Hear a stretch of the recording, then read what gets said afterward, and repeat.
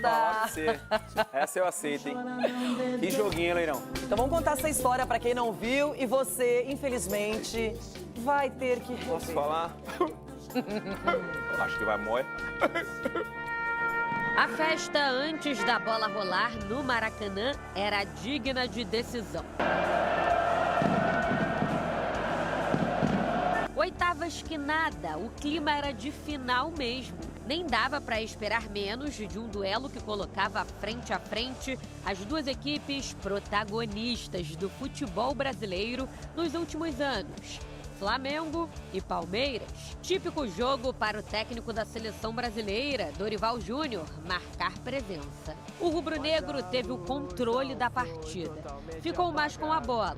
Cebolinha começou oferecendo perigo com menos de um minuto. Aníbal Moreno também apareceu cedo. O Palmeiras estava bem postado na defesa. O Fla tentava furar o bloqueio. Nesse lance, Gerson achou espaço e arriscou de fora da área. O time de Abel Ferreira apostava nos contra-ataques, sem sucesso. Enquanto isso, os donos da casa pressionavam. Quando a Arrascaeta mandou para a área, rolou aquele bate-rebate e na sobra De La Cruz teve boa chance de marcar. Falando em boa chance, olha essa tentativa do Pedro de calcanhar.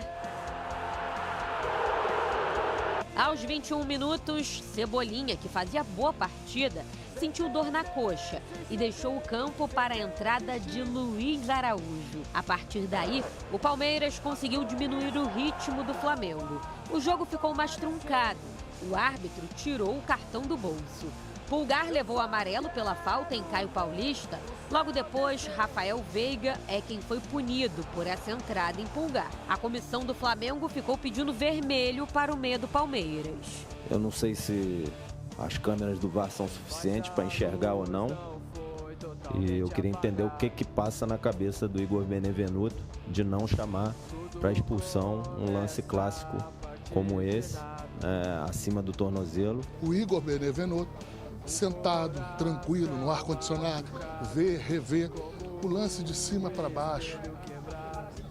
Não tem muito o que discutir, nem interpretar. Para fechar o primeiro tempo, mais um cartão amarelo. Dessa vez para Gustavo Gomes, por parar a jogada de Pedro. A equipe de Tite voltou para o segundo tempo, colocando o Everton para trabalhar. Era questão de tempo para o gol sair. Aí, aos 12 minutos, Léo Pereira deixou para Pulgar. O volante chileno achou Gerson, que serviu Luiz Araújo. O camisa 7 cruzou rasteiro e Pedro colocou na rede. O Maracanã vibrou.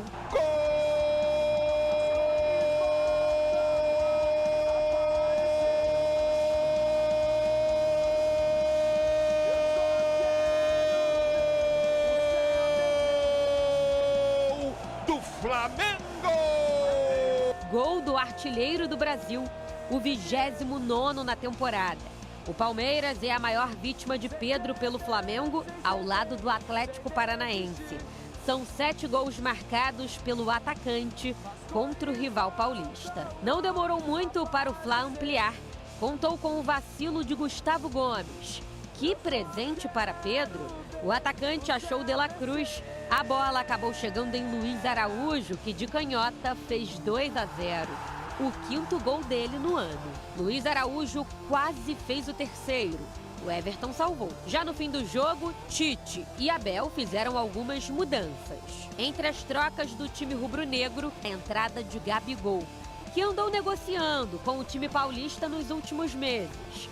Olha aí, antes da bola rolar, teve até abraço entre o centroavante do Flamengo e a presidente do Palmeiras, Leila Pereira. O Gabriel é um jogador muito educado, ele faz isso em todos os lugares. Bom, o camisa 99 ainda desperdiçou essa bola, depois de receber de Wesley. Fez 2 tempos muito parecidos, em que a diferença do primeiro para o segundo foi a precisão de finalização, com um volume muito grande, num grande clássico. 2 extraordinárias equipes e que o desempenho não reflete o placar. O Palmeiras de Abel Ferreira passa por um momento de instabilidade. Nos últimos 5 jogos, 4 derrotas. O Flamengo foi claramente superior e mereceu ganhar o jogo. Segundo, sem dúvida nenhuma, nós estamos com pouca confiança. Precisamos de melhorar o nosso desempenho individual. Não tivemos um bom desempenho e temos que assumir isso. Eu nunca prometi títulos aos nossos torcedores, nem a ninguém, prometo trabalho, e é isso que nós precisamos de fazer neste momento, é trabalhar, é estar juntos neste momento. O Flamengo leva a vantagem de 2 gols para o duelo de volta, que acontece em São Paulo na próxima quarta-feira. Ou seja, pode perder por até 1 gol de diferença, que ainda assim avança para a próxima fase. No Allianz Parque, o rubro-negro carioca não perde desde 2017. Lá é outra grama, outro estádio, outra atmosfera. Seguir trabalhando, a gente sabe que muda muito a bola lá, uma velocidade da bola. Seguir, a gente vai até treinar no sintético que tem no CT, seguir trabalhando e estudar para ver o que a gente vai fazer lá e sair de lá classificado. Eu acho que o resultado dá uma tranquilidade, mas não dá o resultado final. É o que eu falo, a gente vai jogar contra um time, um clube que está aí nesses últimos anos ganhando o campeonato, sempre disputando com a gente, vai ser um jogo duríssimo. Primeiro acreditar, acho que esse é o primeiro passo, acreditar que quarta-feira temos que entregar tudo dentro do campo para reverter este resultado. Não é a primeira vez que perdemos por diferença de 2 golos, agora sabemos que é uma eliminatória difícil, perante um grande adversário, que o ano passado não ganhou absolutamente título nenhum e que seguramente este ano quer reverter tudo aquilo que aconteceu o ano anterior. Mas nos primeiros 90 minutos ganhou o Flamengo de Tite, com atuação de gala. Olha, eu tenho elogiado faz tempo o Pedro, que quando muita gente só ficava nas polêmicas do Gabigol, o Gabigol pra lá e pra cá, o Pedro trabalhava quieto, passou por uma situação horrível com o Sampaoli, tomou um soco do preparador físico, do Pablo Fernandes, e deu a volta por cima. Hoje chegou a 29 gols na temporada, impressionante. E eu quero falar com você sobre o Palmeiras antes do Flamengo, vou explicar por quê. Bora. Raramente as crises do Palmeiras são duradouras. E agora, nos últimos 5 jogos, 4 pelo Brasileiro e este da Copa do Brasil, foram 4 derrotas e uma vitória que ganhou do Cruzeiro. É difícil ver o Palmeiras numa situação assim e o Abel agora vai ter que trabalhar de um outro jeito, porque ontem a escalação que ele propôs me surpreendeu não para bem, para mal. Eu gosto muito do que ele faz, acho que ele normalmente tem algum coelho, uma carta na manga, mas ontem acho que ele deixou o Palmeiras mais frágil e o Flamengo entrou com toda a força. Perdão, Loirão, eu acho que o plano do Abel não funcionou, né? O plano deu errado. O tal do plano, né, Loirão? A gente sempre elogiou o trabalho do Abel, porque a gente fala muito do elenco, assim, só para não ser contraditório e ser injusto com o que a gente fala do Palmeiras. A gente sempre elogiou as contratações e a qualidade que o elenco tem. Então, às vezes, a gente coloca a prévia aqui e a gente imagina o que vai acontecer. Ontem, por exemplo, pelo menos 3 jogadores que estavam na prévia não apareceram como titular na partida contra o Flamengo. O que mais me deixou chateado em relação ao jogo do Palmeiras foi a falta de coragem dos jogadores. Acho que o Palmeiras é um time que poderia ter jogado melhor, mesmo fora de casa, poderia em algum momento propor jogo, porque tem qualidade para isso. O que me assustou e me deixou chateado foi a falta de coragem. Aceitou demais o jogo do Flamengo. O Flamengo é um timaço. A gente estava falando aqui fora do ar. Pô, sai Cebolinha, entra o Luiz Araújo, que faz o gol.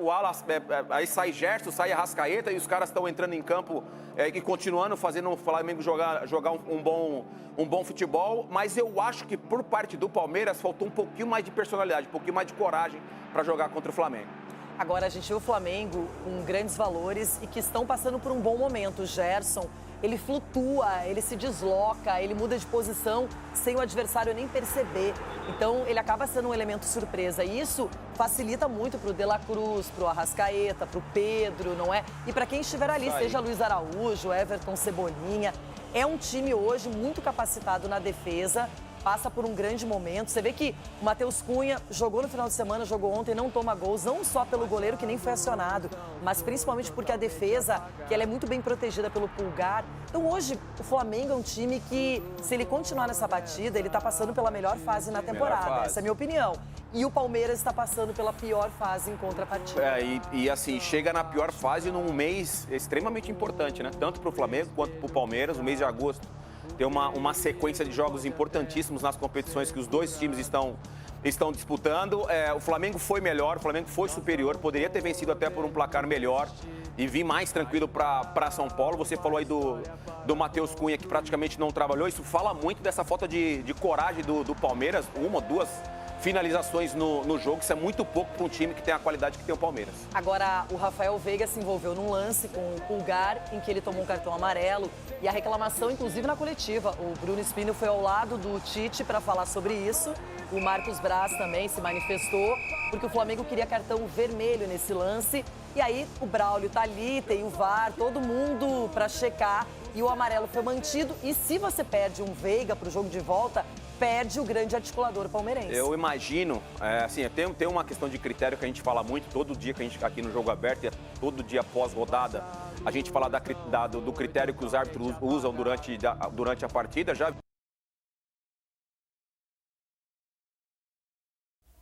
Fala, nação. Muito bom ver o Flamengo jogar bem, atropelar o Palmeiras. Pena que perdeu muito gol, né? Podia ter decidido já nessa primeira partida e ir para São Paulo ainda mais tranquilo. Mas jogou muito, foi bom demais. Agora vamos com tudo pro jogo de volta. Valeu, galera. Abraço.